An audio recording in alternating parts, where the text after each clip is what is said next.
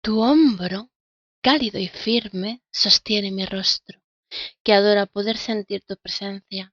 No necesito más, solo que estés ahí para mí, refugiados entre las sombras, para que nadie nos vea. Todo da igual, que se vaya a la mierda la gente, solo necesito tu mirar y perderme en ella para siempre.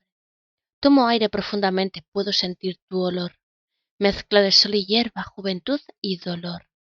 Prefiero estar a oscuras y en silencio que no tenerte a mi lado, mi amor. Esa es la agonía extrema por la que estamos pasando a día de hoy.